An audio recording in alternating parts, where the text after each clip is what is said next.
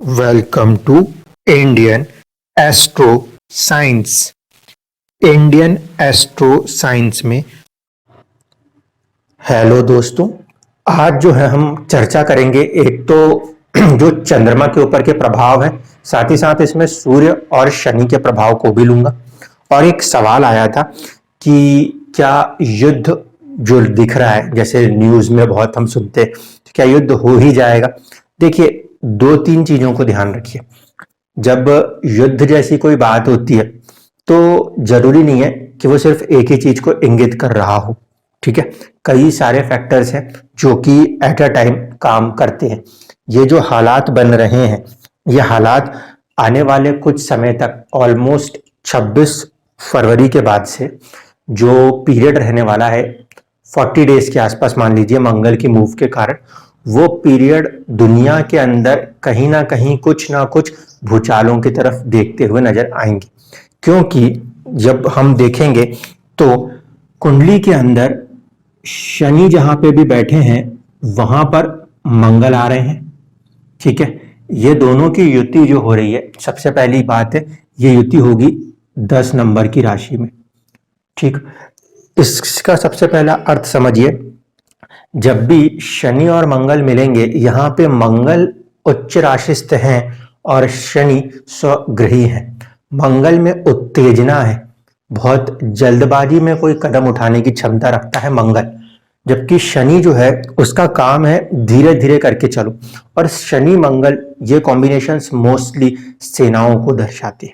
ठीक है, इसलिए इस राशि में मंगल उच्च राशिस्थ जब होंगे उन डिग्रियों पर और शनि साथ में बैठे हैं उसको रोकेंगे, तो एक विस्फोटक सिचुएशन एक क्रिएट होती है। अब इसी कॉम्बिनेशन के ऊपर राहु की दृष्टि है 2 नंबर राशि से। ये 2 नंबर की राशि से दृष्टि डाल रहा है, जो कि अचानक से किसी भी इवेंट को कराने में सक्षम होगा। ऐसी परिस्थिति में मैं सिर्फ यही नहीं कहूंगा कि यहाँ पे सिर्फ सेनाएं आमने सामने आए और लड़ जाएं। इसको हम ऐसे रीड करते हैं कि कुछ भी ऐसी आपदाएं आ सकती हैं जिसमें कि सैनिकों की जरूरत पड़ती हो। ठीक है, मूवमेंट ऑफ द सोल्जर्स की नीड पड़ती हो। ये बाढ़ से भी हो सकता है, ये भूकंप से भी हो सकता है, ये अगजनियां भी हो सकती हैं। ऐसे कई सारी चीजें जो है इस फॉर्मेशन में देखने को मिलती है। पिछली बार जब मैंने वीडियो बनाया था, मैंने कहा था कि मंगल केतु के साथ आए हैं, राहु केतु एक्सिस में मंगल थे और शनि के ऊपर राहु की दृष्टि थी, मंगल के ऊपर भी कहीं ना कहीं राहु की दृष्टि थी। उस समय सैनिक से जुड़ी हुई कोई बात होगी, तब हमने देखा था विपिन रावत जी की जो है मृत्यु हुई थी, तो वो एक इवेंट जैसे था। वैसे ही इस ड्यूरेशन में सेनाओं के जुड़े हुए कुछ इवेंट्स देखने को मिलेंगे, लेकिन ज्यादा असर जो हो सकता है वो ये है कि पेट्रोलियम और नेचुरल गैसेस हैं या ऐसे जो सामान हैं जो कि जमीनों के अंदर से निकलते हैं, उनके ऊपर प्रभाव पड़े। क्योंकि जब शनि और मंगल की युति होगी तो कौन कौन सी राशियां एक्टिव होती हैं? ज्यादा एक्टिव हो सकती है 8 नंबर की राशि, कुछ एक्टिव होंगी 10 नंबर और 11 नंबर की राशियां। ठीक है, क्योंकि शनि की राशि में मंगल के नक्षत्र आते हैं 10 नंबर और 11 नंबर में।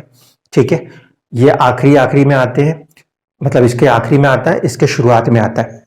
जबकि शनि का पूरा नक्षत्र जो है वो मंगल की 8 नंबर की राशि में आ ही जाता है। इस कारण से 8 नंबर की राशि जो है वो भूमि तत्व के अंदर की चीजों की गहराइयों को दिखाती है।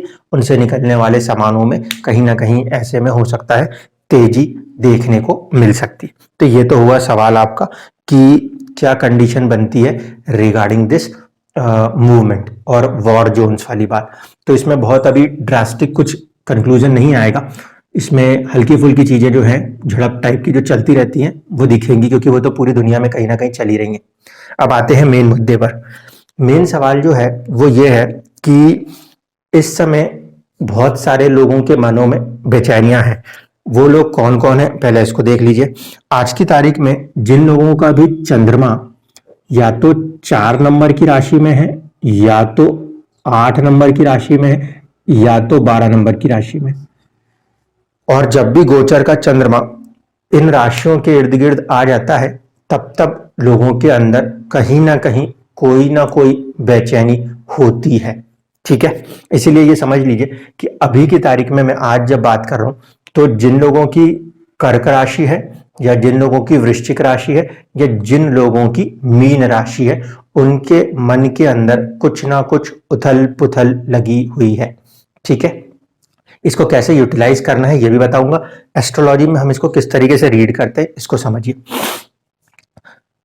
कुंडली के अंदर 3 ग्रह सबसे महत्वपूर्ण है, सबसे ज्यादा महत्वपूर्ण। उसमें से एक होता है आपका सूर्य, एक होता है आपका चंद्रमा और एक होता है आपका शनि। ठीक है, ये 3 ग्रह इतने ज्यादा इंपॉर्टेंट है कि इनके ऊपर पड़ने वाला कोई भी प्रभाव हमारे को बिना बेचैन किए नहीं रह सकता। ठीक है, अगर सूर्य के ऊपर कोई प्रभाव पड़ता है तो वो उस समय के लिए हमारी आत्मा के ऊपर इंपैक्ट करता है, हमारे सेल्फ रिस्पेक्ट के ऊपर इंपैक्ट करता है, हमारे विल पावर के ऊपर इंपैक्ट कर रहा होता है। जबकि चंद्रमा के ऊपर जब कोई प्रभाव पड़ता है तो वो हमारे मन के ऊपर इंपैक्ट करता है, और शनि पे जब कोई प्रभाव पड़ता है तो वो हमारे कर्म को इंपैक्ट करता है। और ये तीनों ही हमारे लिए बहुत इंपॉर्टेंट है, क्योंकि एक चीज है आपकी विल पावर, ठीक है, दूसरी है आपकी मनोस्थिति और तीसरी है आपकी कर्म करने की क्षमता। अभी की तारीख में जो हो रहा है वो क्या हो रहा है कि चंद्रमा के ऊपर अगर आपका चंद्रमा इन राशियों में बैठा हुआ है तो इस चंद्रमा के ऊपर 2 ग्रहों की दृष्टि है। एक तरफ है शनि, एक तरफ है केतु। ठीक है, शनि की दृष्टि चंद्रमा के ऊपर होना ये 2 चीजों को दर्शाती है। शनि कर्म का कारक है, इसीलिए किसी ना किसी काम को लेकर वो सोच बनाने में आगे लाएगा। इसे बहुत सारे लोग नेगेटिव वे में भी देखते हैं, वो मानते हैं कि शनि जो है वो निराशा का ग्रह है और उसने चंद्रमा यानी मन को देखा है तो मन में निराशा का भाव लाएगा। ठीक है, इस बात से भी इनकार नहीं कर सकते कि वो उसका तत्व है। ठीक है, दुख देने का उसके पास एक अधिकार है, उसका एक सिग्निफिकेंस है, तो वो दुख देने की क्षमता रखता है, इससे हम कोई इनकार नहीं कर रहे। लेकिन शनि क्योंकि कर्म का भी कारक है तो वो मन में किसी ना किसी कर्म के लिए आगे बढ़ने को ही फोर्स करेगा। अगर आप इसको पॉजिटिव साइड से देखें तो ये वो टाइम पीरियड है, 2.5 साल के ये टाइम पीरियड जो हम कहते हैं, ये वो टाइम पीरियड है जहां पे आपको अपने मन को स्थिर करते हुए अपने किसी काम में फोकस करना चाहिए। अभी इसके साथ पहले इसको भी कनेक्ट कर दूं, उसके बाद आप चीजों को समझ जाएंगे। केतु भी चंद्रमा को एट द सेम टाइम देख रहा है। केतु के साथ 2 चीजें जुड़ी हुई हैं। एक होती है कि ये किसी भी चीज में आपको बहुत ही ज्यादा बारीकी दे सकता है। ठीक है, और दूसरी चीज जो इसके साथ इंग्लिश में एक वर्ड यूज करते हैं हम, वो हम करते हैं डिटैच करना। तो केतु का सीधा इंपैक्ट है कि वो डिटैच करता है चीजों से, जहां वो जिसके साथ बैठता है और जहां पे वो देखता है वो उन चीजों से दूर हटाता है। अब सवाल यह है कि दूर किस चीज से हटाएगा। केतु बेसिकली जो है वो आध्यात्मिक साइड का ग्रह है। ठीक है, इसीलिए वो अगर दूर करेगा तो वो रिश्ते नातों से और हो सकता है प्रॉपर्टियों से भी दूर करे। अध्यात्म की तरफ उसको बढ़ाना है क्योंकि उसके पास एनर्जी है अध्यात्म की, तो वो मन के ऊपर अध्यात्म की एनर्जी डालता है पॉजिटिव साइड पे। नेगेटिव साइड के लिए देखें तो मटीरियलिस्टिक वर्ल्ड के अंदर वो मटीरियलिज्म से कुछ दूर हटने की बात करता है। अब आपको ये दोनों ही चीजों को एक साथ मिलाकर देखना चाहिए। एक तरफ पे मन को शनि कर्म करने को कह रहा है और दूसरी तरफ मन जो है वो चीजों से दूर हटने को जा रहा है।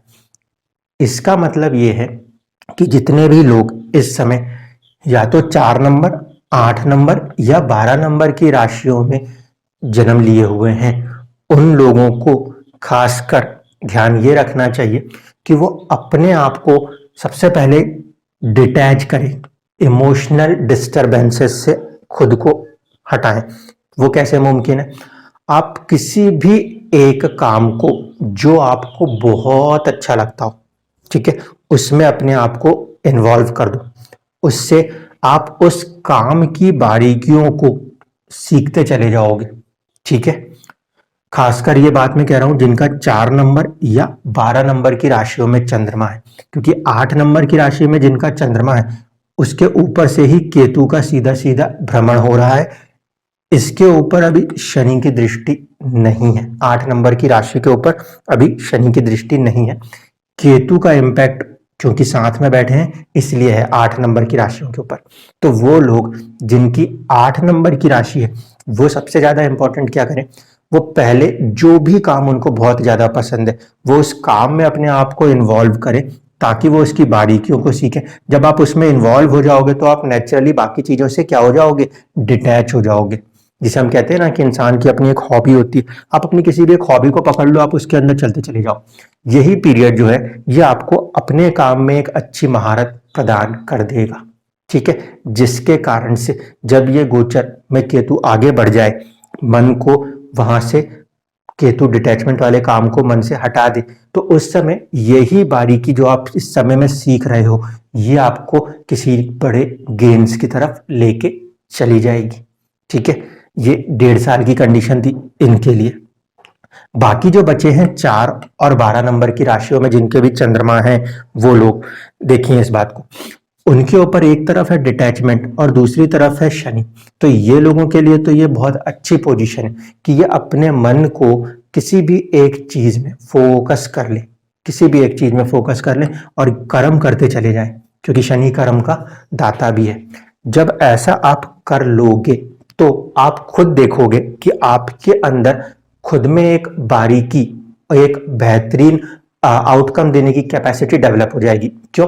क्योंकि आप उस चीज को, जिस भी चीज में आप अपना इंटरेस्ट दिखा रहे हो, उसकी डेप्थ देने का समय है ये। इस कारण से इस कंडीशन में जब चंद्रमा के ऊपर शनि और केतु का प्रभाव हो रहा है तो यहां वहां भटकने की जरूरत नहीं है, क्योंकि पहली प्राथमिकता केतु को दीजिए।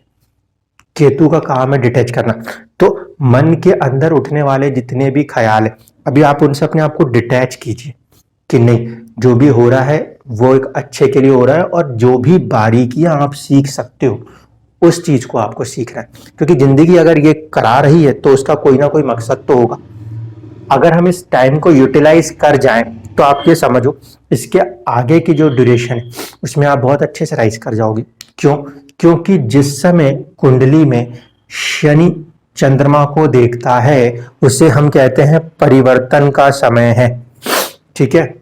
परिवर्तन तभी आएगा जब आपकी कोई चलती हुई चीज से आप अपने आप को और भी ज्यादा एडवांस कर लोगे, तब कहते हैं परिवर्तन हो रहा है। इसीलिए शनि का चंद्रमा को देखना परिवर्तन का समय है। उस परिवर्तन को जागृत करने के लिए आपको किसी भी चीज में जिसमें भी आपका इंटरेस्ट है उसमें आपको लग के काम करना चाहिए। उससे आपको अपने आप ही खुद में एक पॉजिटिविटी देखने को मिलेगी। अभी नहीं, अप्रैल के बाद जरूर दिखेगी, क्योंकि जब मन के ऊपर अभी नकारात्मक प्रभाव है वो आपको परेशान कर रहा है, लेकिन आपने जो बारीकियां सीख ली, जब ये मन के ऊपर का प्रभाव अप्रैल में हटेगा तो वो बारीकियां ही तो आपको आगे लेके जाएंगी।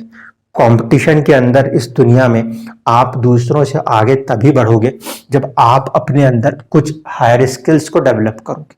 तो ये पीरियड आपके लिए हायर स्किल डेवलपमेंट का है। अगर आप इस चीज को कर जाते हो तो देखो आप कि आपको बहुत ही बेहतरीन अपॉर्चुनिटियां मिलेंगी, क्योंकि जितना भी नेगेटिव फैक्टर आता है, जितना भी डार्क फेस होता है, वो कहीं ना कहीं बहुत ही क्रूशियल रोल प्ले करता है किसी बड़े इवेंट्स या बड़े डेवलपमेंट्स को। एक बात को हमेशा ध्यान रखिएगा कि जितने भी एक्सरेज होते हैं ना, एक्सरेज ये हमेशा डार्क रूम्स में ही निकाले जाते हैं। इसीलिए अगर जिंदगी में अंधेरा आ रहा है तो वो कैपेसिटी है कि आप अपने अंदर तक की सिचुएशनों को देख सकते हो।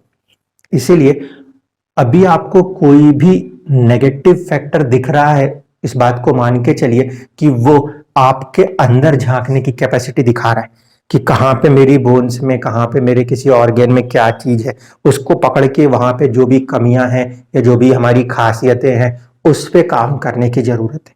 आप इस पूरे पीरियड को अगर इस तरीके से यूटिलाइज करते हो कि ठीक है दुनिया का काम है कहना, वो तो कहती रहेगी, आप दुनिया से डिटैच हो लेकिन अपने वाले काम से अटैच हो, तो फिर यही चीज आपको बदल देगी। और एक बार जब आप अपने आप को पॉजिटिव मूव के साथ आगे लेके चलेंगे तो ध्यान रखिए दुनिया अपने आप ही फिर अपने थॉट प्रोसेस को बदलती है।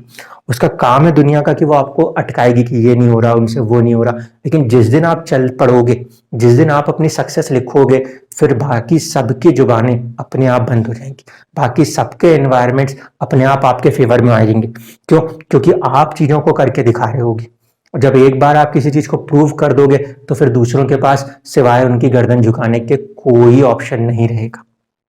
लेकिन यदि यही पीरियड को हम इस तरीके से डिस्टर्ब कर गए, इसको यूटिलाइज नहीं कर पाए, तो फिर हमारी जो लाइफ है वो क्या होगा, वो एक बेहतरी की तरफ नहीं जाएगी। क्यों? क्योंकि ऊपर वाले ने कम से कम इस टाइम में लाकर आपको एक वक्त दिया है कि भाई देख लो अपने अंदर भी एक बार कि क्या दुनिया की जरूरत है, क्या आपकी जरूरत है, किस लिए आपको जन्म दिया गया। ये दोनों ग्रह अपने आप में इसीलिए तो बहुत इंपॉर्टेंट है ना।